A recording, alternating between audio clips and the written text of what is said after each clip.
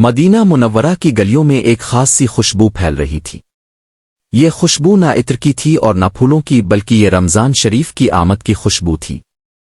شعبان کے آخری دن تھے اور مدینہ کے دل ایمان سے بھرے لوگ رمضان کے استقبال کی تیاریوں میں مصروف تھے۔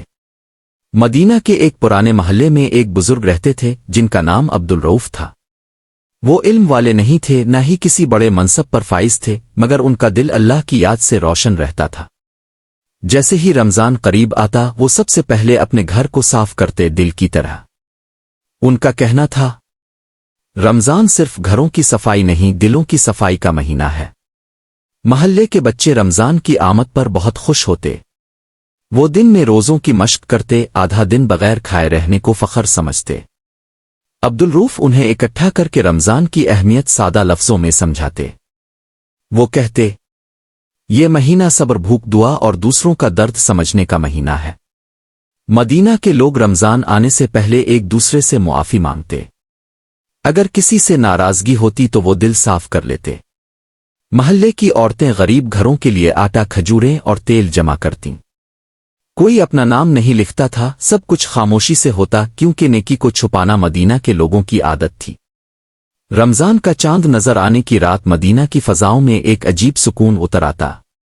لوگ مسجدوں کی طرف جاتے، دل خوشی اور آنکھیں آنسوؤں سے بھری ہوتیں۔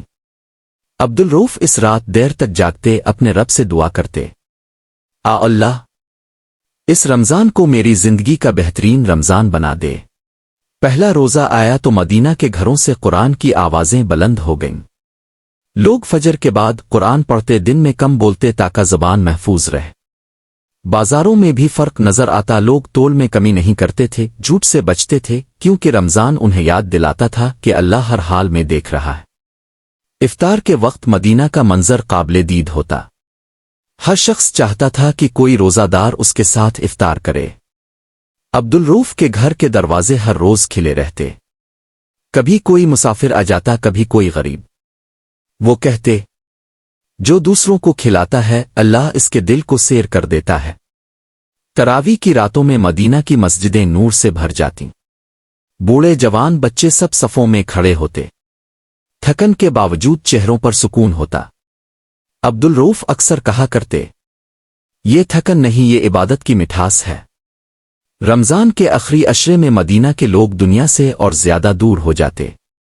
فضول باتیں ختم ہو جاتی، راتوں کو جاگنا بڑھ جاتا۔ عبدالرؤف ایک کونے میں بیٹھ کر اپنے گناہوں کو یاد کرتے اور آنسو بہاتے۔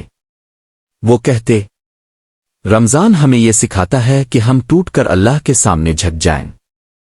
عید کا چاند نظر آیا تو مدینہ خوشی سے بھر گیا، مگر عبدالرؤف کی آنکھیں نم تھیں۔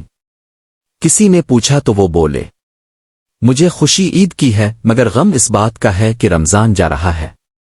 مدینہ کے لوگ جانتے تھے کہ رمضان صرف ایک مہینہ نہیں، بلکہ ایک تربیت ہے۔ جو رمضان میں سیکھا وہ سارا سال اپنانا اصل کامیابی تھی۔ یہی مدینہ کی روح تھی، یہی رمضان کی اصل خوشبو۔